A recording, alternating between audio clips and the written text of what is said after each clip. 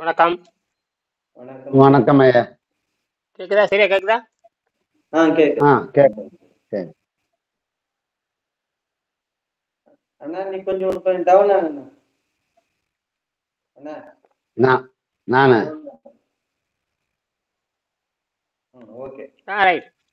எப்பொருள் எப்பொருள் யார் யாரை கேட்கணும்? அப்பொருள் கேட்கணும். அப்பொருள் அப்பொருள் மெய்ப்பொருள் காண்பது அறிவு. எப்படி மனப்பாடம் பண்ணிட்டீங்க? உங்களுக்கு கொஞ்சம் மூஞ்சி இறக்குங்க கொஞ்சம். சண்முகம் ஒரு ஒரு 2 இன்ச்சு இறங்க சண்முகம். சரி போதும் ஆ ஆ போதும் என்ற சரியா இருக்கும். ஓகே. இதெல்லாம் நேற்று ரொம்ப கடுமையான வேலைகள். அப்படிங்களா? அதான் அனுப்பிச்சு பார்த்தேங்க. நீங்க பேசுறது அனுப்பிச்சியா இல்லையா? நீங்க அனுப்பிச்சு பேசுறது வந்து ஒரு இன்ஜினியர் பேசுறது அதெல்லாம் வந்து அவங்க வந்து என்ஜினியர். அவரு ஆரோக்கியம் வந்துருச்சு. 100% ஆரோக்கியம் வந்து அவர் வந்து கடுமையான பாதிப்பு இருந்தவர். கைகால் வலி, மூட்டு வலி, முழங்கால். ஒரு என்ஜினியர் சென்னையில தான் இருக்கு. எங்கிட்ட வந்தப்ப நிறைய பேர் என்ஜினியர் இருக்காங்க. எல்லாம் பிஇ சிவில் பிடிச்சவங்க. கவர்மெண்ட் என்ஜினியர், பிரைவேட் என்ஜினியர் நிறைய எங்கிட்ட இருக்காங்க. என்னது கவர்மெண்ட் இன்ஜினியர், பிரைவேட் என்ஜினியர், என்னது பிரைவேட் இன்ஜினியர், கவர்மெண்ட் என்ஜினியர் நிறைய இருக்கா. ஒரு 10 பேரா இருக்கு. எல்லாம் மெடிக்கல் ரிப்போர்ட்டோட இருக்காங்க. எல்லாருமே நாளைக்கு எங்க வேணாலும் ப்ரூவ் பண்ணுவாங்க. அந்த மாதிரி நான் இங்க வச்சிருக்கேன். அதெல்லாம் ஒரு காலம் வந்தே தீரும். அது வந்து அது மெல்ல வரும். நான் வந்து ஏன்னா இப்பதான் எவிடன்ஸ் அதிகமாயிட்டா போகுது. இப்போ வந்து முந்தியெல்லாம் வந்து அறிவியலுக்கு முக்கியத்துவம் இல்லை. இப்ப அறிவியலுக்கு அரசாங்கம் முக்கியத்துவம் கொடுத்து தமிழ்நாடு அரசாங்கம் பண்ணுது. அதனாலதான் நான் இதை போய் நேரடியா இப்ப வேற 15ஆம் தேதி நான் மதுரை போறேன். மதுரை போய் ஒரு 4 பேர் 15, 16 சுதந்திரத்தின் தண்ணிக்கு அந்த வேறுபாடு பண்ணிட்டு இருக்கு. எப்படியும் வந்து ஒரு 10 பேர்த்திட்டே அதை கொடுத்துருவேன். இது வரைக்கும் 10,000 பேர்த்துக்கு கொடுத்துருப்பேன். அது எனக்கு முக்கியம் இல்ல. ஒரு 10 விஞ்ஞானத்தை கொடுக்கறதா எனக்கு முக்கியம். உங்களுக்கு கொடுத்து உங்களை காப்பாத்துறது இதெல்லாம் எனக்கு வேலையே கிடையாது. இதெல்லாம் சாதாரணம். இதெல்லாம் வந்து ஒரு சாதாரணம். ஆனால் ஒரு ஐஐடி இன்ஜினியர் அது டியூட்டியில இருக்கிற இன்ஜினியர் கொடுக்கணும். டியூட்டியில இருக்கிறவங்க கொடுக்கணும். யார்கிட்ட? டியூட்டியில இருக்கிறவன், ரிசர்ச் மைண்ட் இருக்கிறவன், புதியவர்கள்ட்ட கொடுக்கணும். அதுக்கு நான் என்னுடைய குடும்பத்தையே இறக்கியிருக்கேன். பொண்ணவே கரெக்ட் பண்ணிட்டு வரேன். அவங்கள பேசி பயிற்சி பண்ணி சின்ன வயசு என்ன சொல்றது, மிகப்பெரிய விஷயத்த வந்து ஒரு சின்ன குழந்தைகிட்ட எப்படி வைக்கிறது அப்படிங்கிறத யோசிக்க வேணும். சும்மா சாதாரண விஷயம் இல்லை. ஒரு சிம்பிள். அதாவது இது பரிணாமத்தையே கேள்வி கேட்கறது. டார்வின் ஒரு மிகப்பெரிய விஞ்ஞானி. சார்லஸ் டார்வினுக்கு ஒரு பெரிய விஞ்ஞானி. 1850, 60 பிறந்தவர். இங்கிலாந்துல பிறந்தவர். அவரு தான் வந்து முதல்ல உயிர்கள் எப்படி தோன்றிச்சுன்னு அவர் கேள்வி கேட்கிறார். உயிர்கள் எப்படி தோன்றிச்சு, எப்படி வளருது, என்னடா ஒரே பிரச்சனை அப்படி சிந்திக்கிறார். இதுக்கு அவங்க வந்து பின்னாடி அவங்க சர்ச்சு, அவங்க வந்து ஏதோ மத சம்பந்தப்பட்டவங்க. எல்லாரும் மத நம்பிக்கையுடைய வந்தா எல்லாம் முட்டாளுக்கு தான். எல்லாரும் முட்டாளு.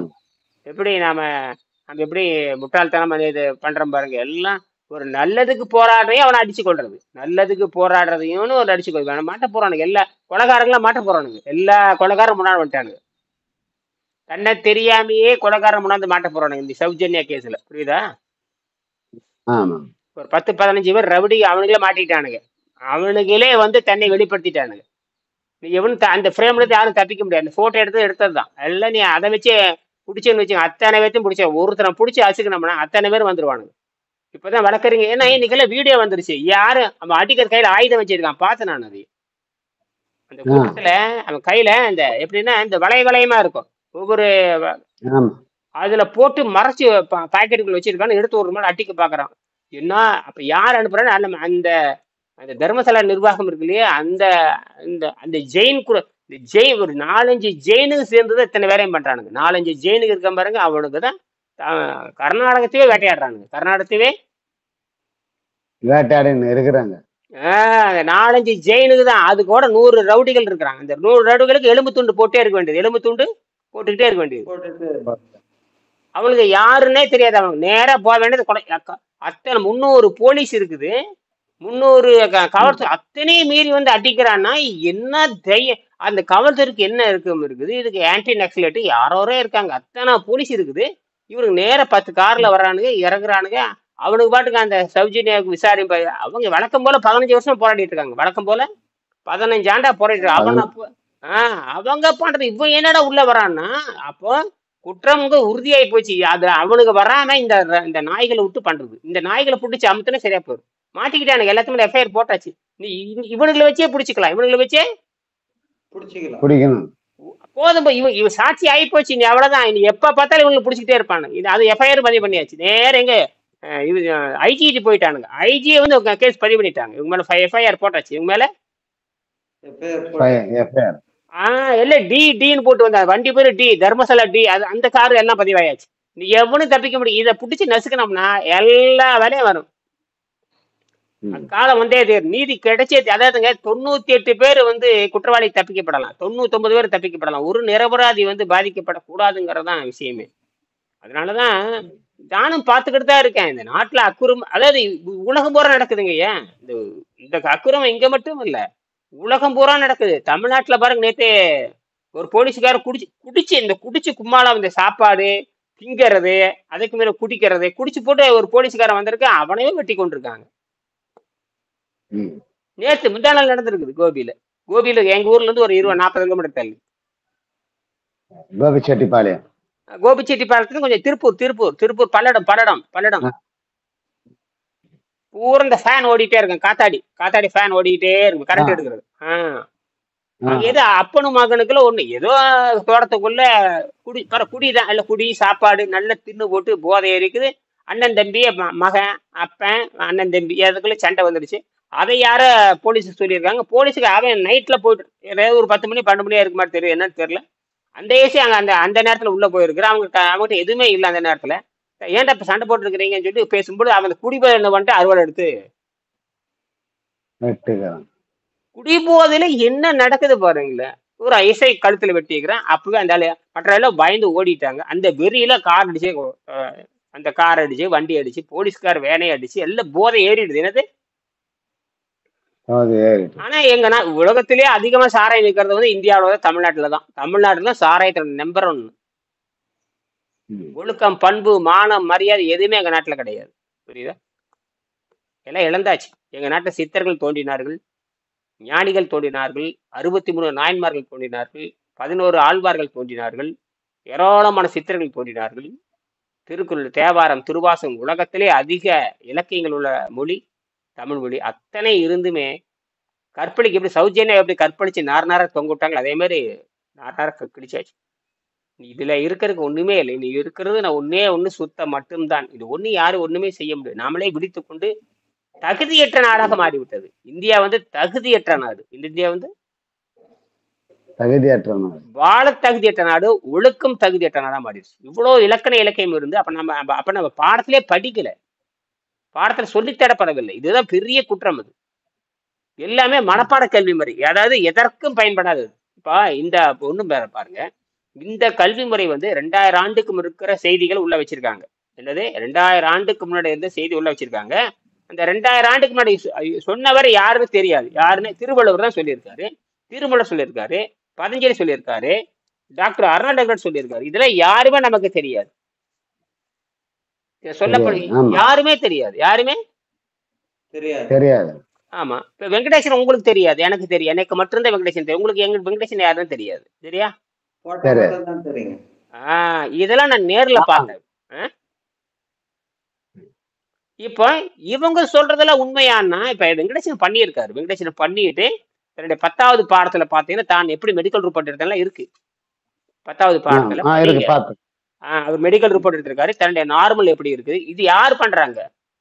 ரோட்டரி சங்கத்துல இருக்கிற வெங்கடேசன் வந்து ரோட்டரி சங்கத்தின் மூலமாக, அந்த ரோட்டரி சங்கத்தில் சீஃப் டாக்டர் இருப்பாங்க இல்லையா, அந்த டாக்டர் இவர் மெடிக்கல் ரிப்போர்ட் எடுக்கிறாங்க. 2வது வந்து இவருடைய தம்பியே டாக்டர். யாரு? வெங்கடேசனுடைய தம்பி, வெங்கடேசனுடைய சொந்த தம்பி சத்தியமூர்த்தி. அவர் பேர் சத்தியமூர்த்தின்னு பேரு. இவர் பேர் சண்முகம், பையன் தம்பி பேர் சத்தியமூர்த்தி. சத்தியமூர்த்தியோட பொண்டாட்டி கணவன் மனைவி தம்பியும் தம்பி பொண்டாட்டியும் டாக்டர், எம்பிபிஎஸ் டாக்டர். அவங்கள அண்ணனுக்காக ரிசர்ச் பண்றாங்க. ஏன்னா ஒரு சயின்டிஸ்ட் பேசுறத போய் நீங்க என்ன பண்ணிருப்பேன், நீங்களாம் பேசினா கூட மரியாதை இருக்காது. ஒரு சயின்டிஸ்ட் பேசுறத யாரும் மதிக்க. இப்போ ஒரு பிஇ சிவில் இன்ஜினியர், நான் டாக்டரேட் பண்ணியிருக்கேன், நான் கவர்மெண்ட்ல பிஇ சிவில் வாங்கியிருக்கேன். நான் இந்த ஆராய்ச்சி பண்ணும்போது யாரும் ஒன்றும் சொல்ல மாட்டாங்க. சரிங்க, இது எப்படி பண்றீங்கன்னு தான் கேட்பாங்களே தவிர நம்மளைத்தான் கேவலப்படுத்துவானுங்க. நம்மளைத்தான் கேவலப்படுத்தும். ஒரு பிஇ சிவில் இன்ஜினியர் போய் யாரும் கேவலப்படுத்த முடியாது. ம். அதுக்குதான் இது வந்து ஏதோ அப்படி இருக்கட்டும். அந்த அளவுல போறாங்க, பண்றாங்க. பண்ணிட்டு மெடிக்கல் காலேஜ்ல போய் கேட்கறாரு. நான் வந்து ரிசர்ச் பண்றவன். அவர் ஏன் எல்லாம இந்த ப்ராஜெக்ட் ரிப்போர்ட் எப்படி எழுதுறோம்னா, ஒரு தலைப்புனா என்ன, நோக்கம் என்ன, எதற்காக பண்றீங்க, எப்படி பண்றீங்க, இது நன்மை என்ன, தீமை என்ன, அந்த 10 பக்கத்துல எல்லா விவரமும் இருக்கணும். அதுதான் அதுதான் ஆராய்ச்சி அறிக்கைன்னு பேரு. அந்த அறிக்கையை படிச்சு வாயில பேசுறதை ஏத்துக்க மாட்டாங்க. என்ன சொல்ல வர்றேன், எதுக்காக நீ செய்யற, நன்மை என்ன, தீமை என்ன, சமுதாயத்துக்கு என்ன நன்மை வருது, இதனால என்ன சைடு எஃபெக்ட் வரும், என்னென்ன ஆபத்து வரும், எல்லாம் எழுதணும். என்னது எல்லாமே எழுதணும், அத ரெக்கார்ட் படிச்சு எடுக்கணும். அதனாலதான் இவ்வளோ எவிடன்ஸ், அதனாலதான் இவ்வளோ துல்லியமா பேசணுங்கிறனாலதான் என்கிட்ட படிச்சவங்க யாருமே அந்த தகுதி கிடையாது. நான் துல்லியமா, என்னுடைய துல்லியமா பத்தாதுங்கிறேன். இந்த அளவுக்கு பேசுற அளவுக்கு கூட யாரும் மண்டையில அந்த நினைவு கிடையாது. அதனாலதான் என்கிட்ட படிச்சவன் பூரா ஓடிட்டானு. ம். புரியுதா? புரியுதுங்க. அவனுக்கு நோய் நல்லா ஆயிடுச்சு, பணம் கட்டினானுங்க, இன்னும் எங்கிட்ட நோய் நல்லா, இன்னும் மரியாதைக்கு பணம் கொடுக்கணும்லாம் இருக்கிறான். ம். மரியாதைக்கு பயிற்சிக்கு வர்றதுல மரியாதைக்கு பணம் கொடுக்கணும்லாம் இருக்கிறான். அதெல்லாம் வேற. நீ வந்து நீ பணம் கொடுத்தா மட்டும் எனக்கு பிரயோஜனம். நீ யாருன்னு வந்து சொல்லணும். ம். பண்ணிட்டு இருங்க, நான் அரங்கரியமா பண்ணியிருக்கேன், அப்படியும் கூப்பிடுறேன், இதை வரையம்பாங்க. ஏன்னா அவங்களுக்கு வந்து என்னன்னு கேட்டீங்கன்னா, பேசினாதான் மக்களுடைய நீ உங்ககிட்ட இருக்கிறத பேசிட்டு. அப்ப இப்ப திருவள்ளுவர் வந்தாருங்கிறான், திருமூலர் வந்தாருங்கிறான், யாரோ ஒரு பெரிய பெரிய ஞானிகளா வந்தாங்க. அவங்க மனசுல இருக்கிறது இந்த கூலி வாங்கிட்டா எழுதுனாங்க. யார்கிட்ட போய் கூலி வாங்கினா? யார்ட்டையும் கூலி வாங்காம தான் உணர்ந்ததை தான் கடைபிடிச்சதை எழுதுன்னு காட்டுறது நமக்கு தெரியுது. ம். இதெல்லாம் தெரியாம போகுது. தெரியாம போதும். இந்த மாதிரி தான் அவங்க நினைச்சிருந்தா எழுதாம கூட போயிருக்கலாம். திருவள்ளுவர் நினைச்சிருந்தா எழுதாம கூட போயிருக்கலாம். அவர் வந்து அந்த இடத்துல மருந்துங்கிற இடத்துல அவர் எழுதாம போயிருந்தா நமக்கு எப்படி இது கிடைச்சிருக்கு? இந்த தண்ணீரை வைத்துக் கொண்டு என்ன பண்ணலாம், ம். இது வரைக்கும் தெரியலையே. காலையந்திரிச்சுன்னு பல்லு வடிச்சுன்னு காப்பி தான் குடிக்கிறோம். இது தண்ணியை வந்து மருந்து மாதிரி அருந்தோணுங்கிறது யாருமே சொல்லி தெரியலையே. தண்ணியே மருந்து மாதிரி அதுதான் யாரும் சொல்லி தரணும். எவருமே கிடையாது. 2000 வருஷம் எவனும் சொல்லி தரல. 2000 ஆண்டுகள்லாம் அது சாதாரண விஷயமா? ம். காலையில டிஃபனை தின்னு தான் சொல்றமே தவிர, அது ஒரு டிஃபனை தின்னு, இப்ப டிஃபனை தின்னு, 10 மணிக்கு காப்பி குடி, 12 மணிக்கு வடையை தின்னு, 1 மணிக்கு பூரி, இப்படி சொல்லி இருக்கமே தவிர, அது தண்ணீரை அருந்தி உள்ளே இருக்கிற விஷத்தை வெளியே எடுக்கிற யாருக்குமே அந்த அறிவு இல்லை. யாருக்குமே, உலகத்துக்கே கிடையாது. திருவள்ளுவர் சொல்லு. இப்ப இங்கிலீஷ்ல எல்லாம் பிரிண்ட் பண்ணிட்டாங்கன்னு சொல்றாருங்களா, நிஜம் தானங்க ஐயா? இங்கிலீஷ்ல வந்து எப்படி நான் என்ன பண்ணிருக்கேன்னா, இதை அப்படியே டிரான்ஸ்லேட் பண்ணி பிடிஎஃப் வச்சிருக்கேன். பிடிஎஃப் உங்களுக்கு வேணும்னா பிடிஎஃப் இங்கிலீஷ்ல அனுப்புவேன். பிரிண்டிங்கே வேணும், நீங்க ஜெராக்ஸ் எடுத்துக்கலாம். இந்த இங்கிலீஷ்ல 230 நீங்க ஜெராக்ஸ் எடுத்துக்கலாம். இல்ல திருக்குறள்ல வந்து திருவள்ளுவர் திருக்குறள் வந்துட்டு அது அது அது 100 மொழியில் இருக்குங்க. உலகத்துல ஜெர்மன் எல்லா அது 100 மொழியில கிட்டத்தட்ட ஏறத்தாழ 75-80 மொழியில மொழிபெற்றிருக்காங்க. உலக புகழ் பெற்ற மொழி. அவங்களுக்கு அர்த்தம் புரியாது இல்லைங்களா?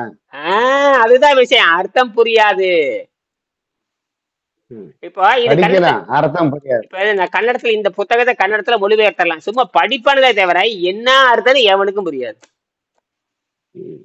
மாட்டிக்கிட்டீங்க, எல்லாரும் வசமா மாட்டியாச்சு. நீ கன்னடத்திலேயே பேசினாலும், கன்னடத்துல வந்து இருக்கிற கன்னட இலக்கியம் படிச்சு கொண்டு கொடுத்தாலும் இது என்ன சொல்றானே தெரியாது. இந்த 230 பக்கத்தையும் 220 பக்கம் 230 பக்கத்தையும் கன்னடத்துல அப்படியே மொழிபெயர்த்து அவன்கிட்ட கொடுத்தோம்னா அவன் கன்னட இலக்கியவாதியா இருந்தாலும் புரிந்து கொள்ள முடியாது. ஏன்னா அவ்வளவு நுட்பமான செய்திகள் இருக்கு. ஏன்னா இந்த உயிரை எதிர்த்து உயிரவே கேள்வி கேட்கறதுங்க. என்ன வெங்காயத்துக்கு கேட்ப, என்ன உயிர் எனக்கு வந்திருக்கு, சரி இந்த உயிர் வந்து நோய்வாய்ப்பட்டு சாகுது, எதுக்கு இந்த பனிஷ்மெண்ட் எனக்கு கொடுக்குற? அப்ப எனக்கு உயிர் வந்திருக்கு, நோய்வாய் இல்லாம சாகணும். எனக்கு நோய்வாய்ப்பட்டு சாக வைக்கிற, பசி வைக்கிற, ருசியை வச்சிருக்கிற, மயக்கத்தை வச்சிருக்கிறேன், எல்லாத்தையுமே தேவையில்லாம என்னை மயக்கம் பண்ணி என்னை சித்திரவதை பண்றே தவிர என்னை வந்து எதுக்கு உயிர் வரணும், எதுக்கு உயிர் போகணும், இது என்ன ரொம்ப சித்திரவதையா இருக்கு. பேச மண்ணு மாதிரி கல்லுவாரி எடுத்துட்டு போயிருக்கலாம்ல. அதுதாங்க கேள்வி. ஏன்னா இயற்கை வந்து எல்லாமே படைச்சுக்கிறேன். எதுக்கு படைச்சேன், எதுக்காக படிச்சேன்? எல்லா உணவும் எதுக்கு படிச்சேன்? பழம் காய் கனி எதுக்காக படிச்சேன்? அதை சாப்பிட சொல்றேன். சாப்பிட்டீங்க எனக்கு நோய் வருது. இயற்கையை சாப்பிட்டு எனக்கு ஏன் நோய் வரணும்? ஏன் நோய் வரணும்? சரியான இந்த கேள்வி, இந்த ஃபண்டமெண்டல் இதுல கேள்வி கேட்டங்காட்டி தான் இயற்கை தன்னுடைய ரகசியத்தை பூரா சொல்லிடு, சுத்தப்படுத்துறா. ஒண்ணும் இல்லடா, நான் வந்து சுத்தப்படுத்துறதுக்கு தான் வச்சிருக்கிறேன், நான் சுத்தப்படுத்தி எவனும் சொல்லலடா, நீ சுத்தப்படுத்தி நீ தப்பிச்சு போட, மத்தவனை பத்தி நீ ஏன் கவலைப்படுறீங்குது. அதுதான் விஷயமே. நீ சுத்தப்படுத்திக்கோ, நீ 100 வருஷம் வாழ்றத பத்தி நீ பாரு, நீ மற்றவனை சாவறதுக்கு தாண்டா வச்சிருக்கிறேன். மற்றவன் இதை புரிந்து கொள்ள வேண்டும். யார் புரிந்து கொள்றாங்களோ அரையும் குறையுமே செஞ்சாவே 100 ஆண்டு வாழலாம். அரையும் குறையுமே செஞ்சாவே நோயினுடைய ஆஸ்பத்திரிக்கு இப்ப வந்ததானுங்க. ஆமாங்க. ஆஸ்பத்திரிங்கிறது என்ன, இப்போ பெரிய பெரிய ஆஸ்பத்திரியா வந்து இன்னும் பல ஊர்ல ஆஸ்பத்திரி இல்லாம ஊரெல்லாம் இருக்குது. மருத்துவமனை டிஸ்பென்சரி இல்லாம இடம் இருக்கு, கிளினிக்கல் இடம் இருக்கு, எவ்வளவு மலைய கிராமத்து எத்தனையோ இருக்கு இல்லையா. இன்னும் எக்கச்சக்கமான இடமெல்லாம் இருக்கு. ஏதோ ஊருக்கு நடுவுல தான் ஆஸ்பத்திரி வச்சிருக்க, சரி அங்க விட்டு மத்த எங்க இருக்கு ஆஸ்பத்திரி, எங்க ஏதோ இருக்கு. அப்படின்னா இயற்கையாகவே உடம்பை குணமாக்குற சக்தி உள்ளேயே வச்சு இருக்குதுங்கிறது அர்த்தம். உன்னை கேட்டுதான் மருத்துவம் வந்துச்சா, உன்னை கேட்டுதான் நோய் வந்துச்சா? நீ வர்றதுக்கு முன்னாடியே நோய் நீக்கிற முறை எழுதியாச்சு. நோய் நீக்கிற முறை எழுதியாச்சு. ஆனா யாருக்கு விவரம் தெரியல, யாருக்கும் விவரம் அது அறியல, அது அறியப்படல. ஏன்னா அவன் தனியா இருக்கிறான். அந்த சொல்லி கொடுக்குற அந்த மருத்துவன், அந்த சித்தன், அந்த யோகி அவன் தனியா இருக்கிறான். இவன் சோம்பேறி தனத்துல போய் அவன் பாக்குறது இல்ல. சோம்பேறி தனத்துல போய் இவன் போய் பாக்குறது. இவனுக்கு என்ன பண்றான், நம்ம சுகம் அழியக்கூடாது, நம்மளோட சுகபோகம் அழியக்கூடாது, நான் எவனுக்கு 10 ரூபா கொடுத்தோம்னா பரிகாரம் பாக்குற மாதிரி பாத்துக்கிட்டு இருக்கிறேன். என்னது அந்த பரிகாரம் தான் டாக்டருக்கு புரியுதா உங்களுக்கு? அந்த எப்படி ஜோசிகம் பரிகாரம் பண்ற மாதிரி கடவுளுக்கு காட்டுறேன்னு சொல்லிட்டு பரிகாரம் பண்ற மாதிரி, கடவுளுக்கு காட்டுறேன்னு சொல்லிட்டு பரிகாரம் பண்ணித்தானே எங்களை 5000 ரூபாய்த்த கொண்டு போட்டீங்க. அதை கேட்க போனோம். அப்ப அந்த பரிகாரிக்கு தான் இந்த மந்திரம் தந்திரம் கோயில் எல்லாமே பரிகாரம் பண்றடாம். கருமத்தை கழிக்கிறது எப்படி, நம்ம சோப் போட்டு அழுக்க குடிக்கிற மாதிரி சோப் போட்டு குடிக்கலாம். அது வெளியே இருக்கிற அழுக்கு தான் போகும், உள்ள இருக்கிறதுக்கு எப்படா போகும்?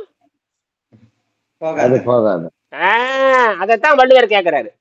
சரி, அதுக்குத்தான் என்ன பண்றாருன்னா நேரடியா இந்த மருந்துங்கிற தலைப்பே எழுதியிருக்காரு. அந்த மருந்துங்கிற தலைப்புல தான் இது இருக்கு. சரி, இப்ப நான் என்ன பண்ணிருக்கேன்னு கேட்டீங்கன்னா, இயற்கை வந்து பல குற்றங்கள் செஞ்சிருக்கு. அதாவது நெற்றிக்கண்ணை திறப்பனும் குற்றம் குற்றமே, நீ கடவுளே ஆனாலும் குற்றம் தான் சொன்னாவே தமிழன். அதாவது அந்த கதை என்ன சொல்லணும் கேட்டீங்கன்னா, அது சங்ககால தமிழ்ல நடந்தது. ஒரு பெண்ணுடைய முடி, பெண்ணு இருக்கு இல்லையா, பெண்ணுடைய மசுறு, அந்த மசுருக்கு வந்து மனம் கிடையாது, மசுருக்கு மனம் கிடையாது, மசுருக்கு நாட்டம் கிடையாது, மனம் கிடையாது. உடனே அந்த கடவுள் மாதிரி இருக்கிற ஒருத்தர் சொல்றான், நான் கடவுளு, என்னுடைய பொண்டாட்டி, அவளுக்கு எப்படி கூந்தலுக்கு மனம் இல்லாம இருக்கமான்னு கேக்குறான். நான் சொல்றேன், நீ கடவுளா இருந்தா என்ன, நீ கற்பூரமா இருந்தா எனக்கு என்னடா, பொண்டாட்டியா இருந்தாலும் மனம் இருக்காதா அப்படிங்கிற. என்னது பொண்டாட்டியா இருந்தாலும் மனம் இருக்காது, அது இயற்கைடா அப்படின்ட்டான். பாக்கலாமா, போடா வேணே அப்படின்ட்டான். அதுதான் தமிழ். இயற்கையின்படி எந்த மசிற்கு மனம் கிடையாது, எந்த மசிற்கும் மனம் கிடையாது. அப்ப அவன் சொல்றான், உன் பொண்டாட்டி வந்து தொடர்ந்து ஏதாவது தைலம் பூசி இருப்பா, அல்லது ஹேர் ஆயில் பூசி இருப்பா, அல்லது ஏதோ ரோஜா பூ மல்லிகை பூ தலையில வச்சிருப்பா, அந்த வாசம் தான் அதுல ஒட்டி இருக்குமே தவிர இயற்கையா மனிதனுக்கு அந்த முடிக்கு எப்படா நாத்த வரும் மனம் வரும்னு கேட்டான். இதுதான் தமிழ். அப்ப இந்த கேள்வி கேட்க வேணும், இந்த கேள்வியை அப்ப நாம வந்து நமக்கு வந்து ஏன் பசிக்குதுன்னு தெரியாது, ஏன் ருசின்னு தெரியாது, எதுவுமே நமக்கு தெரியாது, எதுவுமே தெரியாது. நம்ம பெற்றோருக்கும் தெரியாது. பன்னிக்குட்டி மாதிரி வருவான், பன்னிக்குட்டி மாதிரி பெத்துக்குவான், நோய் வந்தா சாவான், அழுவான், அவன் செத்தா நாம அழுகுறது, 4 நாளைக்கு அழுகுறது, அப்புறம் சரி அழுது போனதுக்கு அப்புறம் 2 நாளைக்கு அப்புறம் மறந்துற. அம்மாவே செத்தாலும் 3 நாளைக்கு அப்புறம் நினப்பு இருக்கிறது. அது பாருங்க இயற்கை என்ன பண்ணுது பாருங்க. அம்மா செத்து போச்சா, சரி அந்த நேரத்துல அப்படியே ஊங்க வேண்டியது, அப்புறம் அப்புறம் ஒரு வாரம் ஆச்சுன்னா மறந்து வைப்போம், அவ்வளவுதான். ஒரு வாரம் ஆச்சுன்னா என்னடா கொடுமையா இருக்குது. அப்ப இதுல இருந்து தெரிஞ்சு போச்சு, எல்லாமே ஒரு வகையான எப்படின்னு ஜக ஜக ஜக ஜக அந்த மின்னுது பாருங்க, அப்படி ஜல ஜலன்னு சித்த நேரம் தான். என்னது சித்த நேரம் தான். சித்த நேரத்துல நாங்க மாத்திக்கிறோம். சித்த நேரம், ஒரு வினாடி நேரத்தில் நடக்கிறதெல்லாம் உண்மையை நினைச்சுக்கிறோம். ஒரு வினாடி அது ஒரு வினாடி நடந்துட்டு போகுது. இப்ப யார் செத்தாலுமே அந்த 2 நிமிஷத்தை பதட்டமா இருக்கு, அப்புறம் போக பதட்டம் குறைஞ்சு போயிடும், போக பதட்டம் குறைஞ்சு. இப்ப ஆரம்பத்துல இப்ப நாம வந்து இப்ப அதிசயமே கிடையாது, இப்ப இருக்கிற உண்மைகளை தான் நீங்க புரிஞ்சுக்கிறீங்க. இப்ப அதிசயம் ஆரம்பத்துல அது அதிசயமா இருந்திருக்கலாம், ஒரு 6 மாசத்துக்கு உங்களுக்கு அதிசயமா இருந்திருக்கலாம், போன வருஷம் உங்களுக்கு அதிசயமா இருந்திருக்கலாம். இப்போ இது இருக்கிற உண்மையை அறியறத உங்க வேற, அதிசயமா பேசலாம், அது ஒண்ணுமே இல்லை. இது இருக்கிற உண்மை என்ன, இருக்கிற உண்மை அறியாமே இது வரைக்கும் செலவு பண்ணியிருக்கிறோம். உண்மை அறியாம லட்சக்கணக்கில் செலவு பண்ணியிருக்கிறோம். உண்மை அறியாமையே லட்சக்கணக்கில் செலவு பண்ணி வீணா போனவன். இப்ப நான் என்ன பண்றேன், குறைந்த செலவில் உண்மை அறிவதற்கு முயற்சி பண்றோம். சரியா? அப்படித்தான் இது. அப்ப அதுதான் விஷயம். அப்ப இந்த என்ன பண்ணு கேட்டீங்கன்னா, அந்த ஜீரண நீர்னா என்ன? இப்போ உதாரணத்துக்கு ஒருத்தர் வந்து உணவு பழக்கத்துல இருக்கிறான். உணவு பழக்கம் ஒருத்தர் இருக்கான், யாரு வேணா இருக்கலாம், ஒரு உணவு பழக்கத்தில் இருக்கிறான். இப்ப இந்த உணவு பழக்கத்தினால ரத்தம் கெட்டு போகிறது, உணவு பழக்கத்தினால பெருங்குடல் கெட்டு போகிறது என்று எந்த புத்தகத்திலையும் கிடையாது. எந்த புத்தகத்திலையும் இல்ல கிடையாது. ஆனா இதுல சொல்லப்பட்டிருக்கிறது. எல்லா வகை நல்லா புரிஞ்சுக்கணும், எல்லா வகை உணவுகளுமே ஏதோ ஒரு வகையில் ரத்தத்தையும் பெருங்குடலையும் கெடுக்கிறது. அப்படின்னா சரி, நல்லா புரிஞ்சுக்கணும். எல்லா வகை உணவுகளுமே, பூமியில இருக்கிற எல்லா வகை உணவு, காய், கீரை, கனி, பழங்கள், மனுஷன் கண்டுபிடிச்சது, இன்னும் நாளைக்கு கண்டுபிடிக்க கூடியது, கண்டுபிடிக்க முடியும், எல்லா வகை உணவுகளுமே ஏதோ ஒரு வகையில் என்னது, ஏதோ ஒரு வகையில பிளட் டேமேஜ் பண்ணுது. ஏதோ ஒரு வகையில ரத்தம் டேமேஜ் பண்ணுது, பெருங்குடலை டேமேஜ் பண்ணுது. நீ டீ குடிச்சா என்ன, காபி குடிச்சா என்ன, ஜூஸ், ஏதோ ஒரு வகையில் அந்த கெமிக்கல் வந்து பாதிக்குது. அதுக்கு நானே உதாரணம். உதாரணத்துக்கு இப்ப நான் வந்து தண்ணி பாட்டில் இங்க வச்சிருக்கேன், ரைட்டு. இப்ப நான் வேணா இப்ப தண்ணி பாட்டில் வச்சிருக்கேன், தண்ணி கொஞ்சம் இருக்கு, நான் குடிக்கிறேன். இதை விட்டு நான் டீ குடிக்கலாமே. இப்ப நான் டீ குடிக்கலாம், என்னது, நான் டீ குடிக்கலாம். என்னை யாரும் கேட்க போறது, என்னை எவனும் கேட்க போறது, நான் டீ எவனும் எனக்கு கேட்க முடியாது. 25 வருஷமா கேட்க, இனிமேல் தான் கேட்க போறானா, எவனும் கேட்க முடியாது.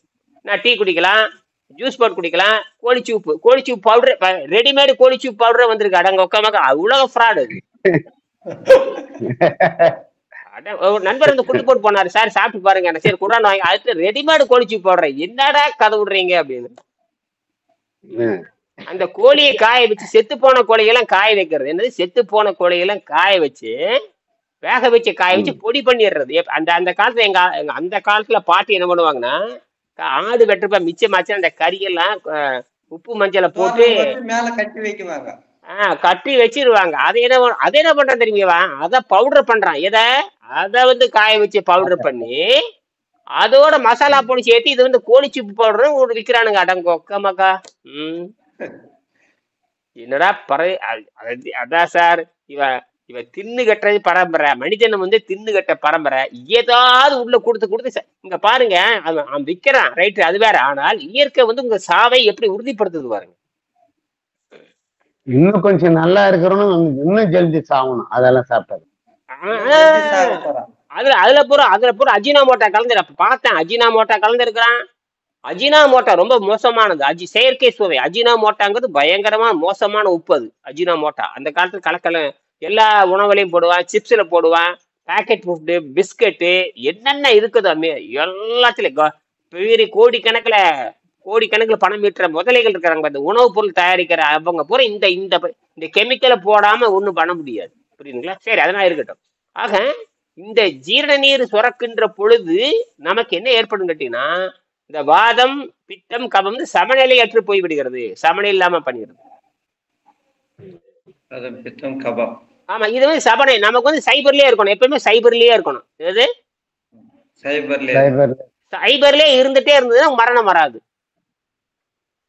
ஆனா ஒண்ணு, இத நீங்க என்ன பண்ணணும்னா, ஒரு 17 கிலோ 18 கிலோ எடையுள்ள ஒரு தண்ணி அல்லது 20 கிலோ இடையில ஒரு சக்கரம், இந்த சர்க்கரையோ மூட்டையோ ஏதோ ஒரு பொருளை நீங்க தோல்ல வச்சுட்டு 1 மணி நேரத்துல 6 கிலோமீட்டர் நடக்க முடியும். 1 மணி நேரத்துல 6 கிலோமீட்டர். இதுதான் இயல்பான மனித தோலினுடைய வலிமை. நம்மளுடைய தோலினுடைய வலிமை 16 லிட்டர் தான், அதாவது 16 கேஜி. என்னது, 16 கேஜி.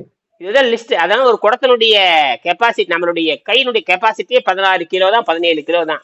அதனாலதான் குடம் கண்டுபிடிச்சானுங்க. அதனாலதான் 16. ஒரு குடம் தண்ணி அளந்து பார்த்தா 16 கிலோ அல்லது 17 கிலோ இருக்கும். இதை வச்சுட்டு தோல் மேல வச்சுக்கிட்டு எங்க வேணா போலாம். என்னது, எங்க வேணாலும் போலாம்.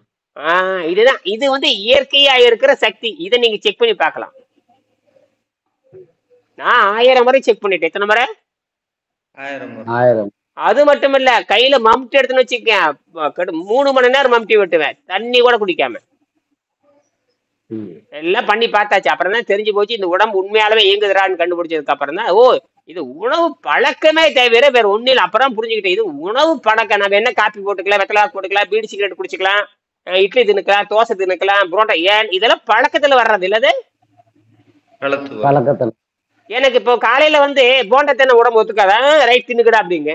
காலையில பிரியாணி தின வேண்டாம் தின்னுக்கடா அப்படிங்க. காலையில் மிச்சர் திங்கலாம் தின்னுக்கடாங்க. எதையும் உடம்பு வேண்டாம்னு சொல்றது இல்ல. அது வாயில போட்டுக்கலையே, கெட்டு போறது அப்புறம் தானே கெடுது. அப்பத்தை ஏத்துக்கு அப்ப என்ன பண்ணுது தெரியுமா, ருசியா இருக்குது இல்ல, உடனே அந்த நேரத்துல ருசி வந்துருது. மிச்சர் தின்னா ருசியா இருக்குது, பக்கடை தின்னா நேற்று பக்கடை பத்திர செத்து போயிருவீங்களா? பக்கடா வந்து 3 நாளைக்கு முன்னாடி பொறிச்சு, பக்கடாங்கிற ஓட்டு பக்கடா, மாவு பக்கடா, வெங்காய பக்கடா, நிறைய பக்கடா வைக்குது. பக்கடாவை ஒரு வாரத்துக்கு முன்னாடி பொறிச்சு அப்படியே தட்டில் வச்சிருக்கிறேன். அது 100 கிராம் வாங்கிட்டு வர்றான், 50 ரூபா கொடுத்து வாங்கிட்டு வரேன். ஒரு வாரமா வச்சு திங்கிறான், செத்தா போயிடுறேன் எல்லாருமே. ஆனால் அது உள்ள போய் மாத கணக்கில் ஆகிதான் சாகடிக்கும். பக்கடா என்ன ருசி, பக்கடா முந்திரி பக்கடாங்கிறான். அடேங்கப்ப என்ன ருசிங்கிறீங்க பக்கடால. அடே பெங்களூர்ல பக்கடா சாப்பிட்டுருங்க, பக்கடாங்கிற எல்லா மந்திரிகளும் பக்கடா திங்கிற பயலுக்கு மிச்சம் திங்கிற பயலுக்கு அத்தனை நாத்தா முடிச்ச கக்கூஸ் பயலுக்கு அத்தனை பேருங்க. சரி, இப்ப நான் காலையில பக்கடா தின்ன வேண்டாம்னு சொல்லுமா, வேண்டாம்னு சொல்லாது. அது மெல்லத்தான். இதெல்லாம் எதுக்கு சொல்றேன்னா, எல்லா வகையான முடிவும் ருசியை அடிப்படையாக கொண்டதுதான். அந்த ருசி அந்த என்ன சொல்றான்னா, நீ ஆகாரத்தை விடலாம், ஆனால் நீ ருசியை குறைச்சு, ஆகாரத்தை விடுறதை பத்தி கவலை இல்ல, ருசியை நீ விட்டவனாக இருக்கிறாயா. நீ ஆகாரத்தையும் விட்டு ருசியும் விட்டாதான் நீ கடவுள் என்னும் உண்மைத்தன்மையை புரிந்து கொள்ள முடியும்னு பகவத்கீதையில சொல்றான். நாம என்ன பண்றோம், ஆகாரத்தை விடுவதற்கு முன்பாக போட்டதை வெளியிருக்கிறோம். ஆகாரத்தை விடுறதுங்கிறது பெரிய பிரச்சனை இல்லை. ஆனால் ஏற்கனவே டெபாசிட் பண்ற அந்த டெபாசிட் காலி பண்ணணும். என்னது டெபாசிட்டை காலி பண்ணாம நிறுத்திட்டேன்னு வச்சுக்க, அந்த டெபாசிட் என்ன கொண்டு போடும். அதான் அந்த விஷயத்த நீங்க புரிஞ்சுக்கணும். ஆமாங்க, அது உண்மைங்க, அதுதான் உண்மை. நானு 2-3 எங்க ஆசிரமத்திற்கு கூட சொன்னேன் இதுதான். நாம நீங்க உட்காந்து தியானம் பண்ணணும்னாக்க உள்ள வெளியே சுத்தம் பண்றது இல்ல, மனசு சுத்தமா கூட தேவையில்ல. மனசு என்ன வேணா இருக்கட்டும், உள்ள உறுப்பு மேல இருக்கிற கலிஜ நீ கிளீன் பண்ணதான் உள்ள உட்காந்து தியானம் பண்ணா அது உள்ள சிவன் வருவான். அவன் குடியிருக்கிறதுனாக்க உள்ள அவனுக்கு வீடு சுத்தமா இருக்கணும் அப்படின்னு தான் சொல்லிக்கிறேன். கரெக்ட், இதுதான் பாயிண்ட். இந்த பாயிண்ட் வந்து ரத்தத்துல மட்டும் இல்ல. ரத்தம்ங்கிறது ஒரு உறுப்பு தான். ரத்தம்ங்கிறது ஒரு உறுப்பு, 12 உறுப்புல அது முக்கியமான உறுப்பு. மிச்சம் 11 உறுப்பு படிச்சிருக்குதாடா. அதை எவன்டா கிளீன் பண்றதுன்னா, எவனாலும் கிளீன் பண்ண. தண்ணீரும் தூய்மையான மருந்தடிக்காத காய்கறிகளும் காற்றும் தான் அவனை தூய்மையாக்கும். எவனும் தப்பிக்க முடியாது, எந்த ஜட்ஜும் தப்பிக்க முடியாது, எந்த எம்டி என்ன, எம்எஸ் என்ன, எந்த நோபல் பரிசு எவனும் பாருங்க. 2016 நோபல் பரிசு வாங்குறாரு பெரிய சயின்டிஸ்ட். பட்டினி இருந்தால் நோய் குணமாக கண்டுபிடிச்சு நோபல் பரிசு வாங்கிட்டார் 2016 ஜப்பான் டாக்டர். அவரே நோபல் தான் சாக போறார். அவரே எழுதி வச்சுக்கோங்க, சாக போறார். நான் சொல்றது நடக்குதே இல்லையான்னு பாருங்க. துடுத்து சாக போறான். நாம அப்படி கிடையாது. அவர் வெறும் என்ன பண்றாரு தெரியும், அவர் சுத்தம் படுத்தல, உடம்பை சுத்தப்படுத்தல. அவன் அந்த மீன் கறி பண்ணி கறி அவன் தின்னுட்டு இருக்கான். ஜப்பானுக்கார பத்தி எங்களுக்கு தெரியாதா, பூரா பச்சை கறி திக்கிறவன். உடம்பு சுத்தம் எங்க சாவு வந்தே வருங்க. எப்படி இந்த தெளிவு வந்ததை நீங்க பேசுறீங்க. இந்த தெளிவு உண்டாக்குறதுக்கு தான் இவ்வளவு கஷ்டப்பட்டிருக்கேன். எவனா இருந்தாலும் உடம்பை சுத்தப்படுத்த 12 அடுக்கையும் சுத்தப்படுத்தி ஆகணும். என்னது 12 அடுக்கு சயின்டிபிக்கலா வெள்ளைக்காரன் 11 அடுக்கு தான் சொல்றான். 11 அடுக்கு தான் கரெக்டா சொல்றான். நாம் சொல்றது 12 நரம்பு துணுக்கல், அது சம்பந்தமே இருக்காது. ஒய்ஃபை மாதிரி வேலை செய்யும். ஒய்ஃபை மாவனுங்க அதெல்லாம் உனக்கு தெரியாதுடா முண்டம். அந்த ரெக்கார்டு நீ 1வது ஸ்டெப், 2வது ஸ்டெப், 3வது ஸ்டெப், 4வது அடுக்கு, 5வது அடுக்கு கிளீன் பண்றப்ப நீ பாஸ் மார்க் வாங்கிட்டே போயிருப்ப. நீ அதெல்லாம் பாஸ் மார்க் போட்டுரும். அதை படப்படப்படன்னு நீ விடுதலை பெறவனுக்கு எதுக்குங்க மரணம் கொடுக்குது? நீ உடனே உடனே டிவியில பாத்திர பழச்சாறு சாப்பிட்டா நல்லா போகும். மசுறு ஒரு மயிறு நல்லா ஆகாது. அப்புறம் செத்து போயிட்டான் வெங்காயம். அப்புறம் சாப்பிடறவன் சாகிறது இல்லையா? பழச்சாறு சாப்பிட்டா செத்து போறான், ரைட்டு ஒத்துக்கிறான்ப்பா. அப்புறம் இட்லி திங்கிறவனு சாகாம இருக்கிறானா? அறிவட்டம் உண்டாங்களா?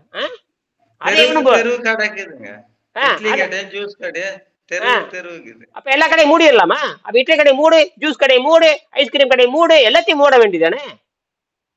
பழக்கடை மூடு, காய்கறி கடை மூடு, பழஞ்சாட்டு தானே செத்து போற, பழக்கடை மூடு. விவசாயத்தை க்ளோஸ் பண்ண. அப்புறம் பழச்சாறு சாப்பிட்டா செத்து போனா அப்புறம் பழம் எதுக்கு உற்பத்தி பண்ற? தேவையில்லை. அப்ப விவசாயமே இருக்கு, விவசாயத்தை மூடு. என்னது விவசாயத்தை மூடு. விவசாயம் பணம் எங்க இருந்து வருது? விவசாயம். என்னடா ஒரு தப்புக்கு இவ்வளவு பிரச்சனை வருது. அதெல்லாம் ஏன் சாப்பிட்டான் உடனே அதை போட்டு பழச்சாறு சாப்பிட்டு செத்து போயிட்டான், காய்கறி சாப்பிட்டு செத்து போயிட்டான், தண்ணி குடி, அப்புறம் உனக்கு தண்ணியை உற்பத்தி பண்ணாத. அப்ப மழையெல்லாம் நிறுத்தி என்னடா என்ற அறிவே இருக்க வேண்டாமா? தண்ணி குடிச்சா செத்து போயிடுவான். அடே அவ பிரியாணி தானே சாகுறது பாரு, பிரியாணி சாப்பிட்டு போலீஸ்காரனே கொண்டு போட்டான்.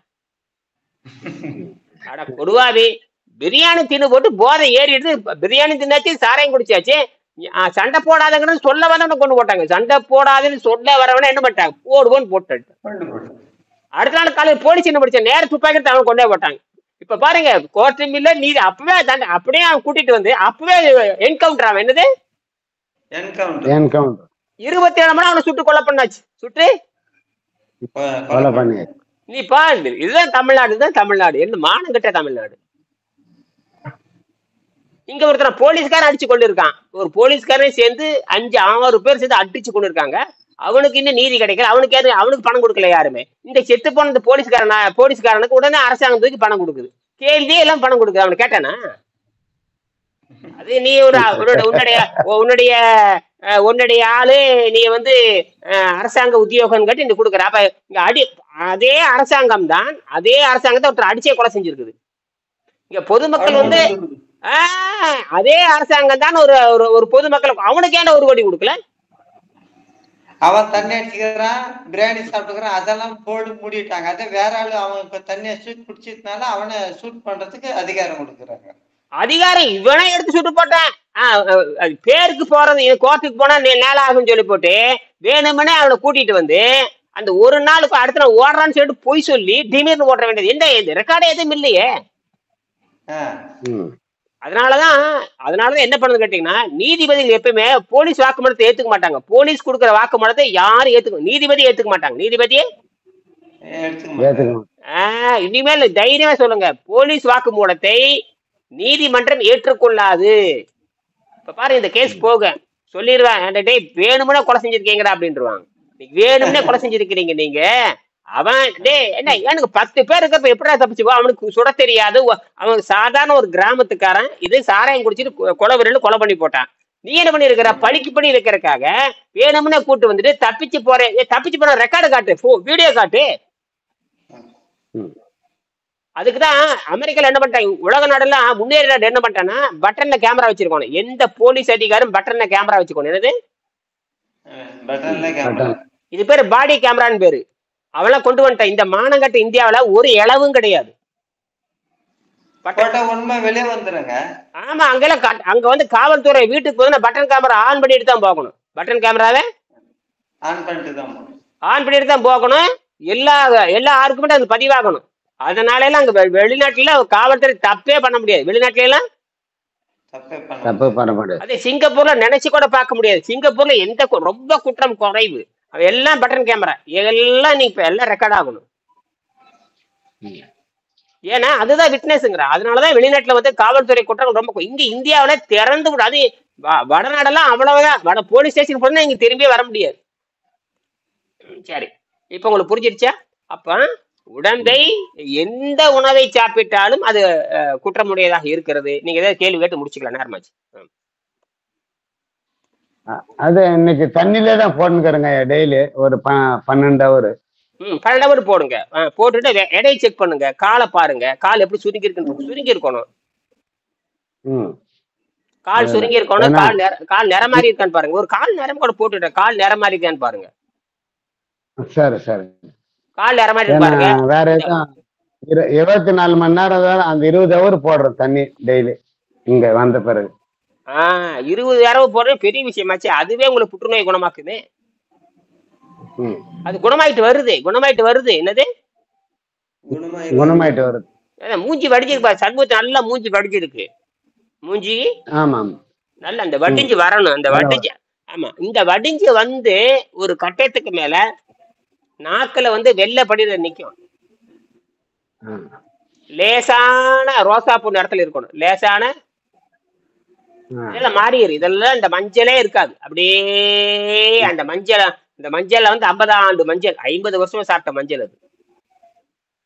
அது பித்தத்துல போய் சேர்ந்துருக்கும். பித்தத்துல போய் கல்லீரல், கணையம் எல்லாம் போய் சேர்ந்து அந்த அப்படியே எப்படி இருக்கு தெரியுமா? கண்ணுக்கு தெரியாத துகளா உட்காந்துருக்கும். கண்ணுக்கு தெரியாத நானோ துகள், அந்த துகளா உட்காந்து அதுதான் வந்து படிச்சுக்கிட்டே இருக்கும். அந்த விஷத்தை தண்ணீரை வச்சு கழுவிட்டு, தண்ணீரும் காற்றோட ரொம்ப முக்கியமா இருக்கணும். மறுபடியும் நான் பேசுவோம். சரி, நன்றி. சரி.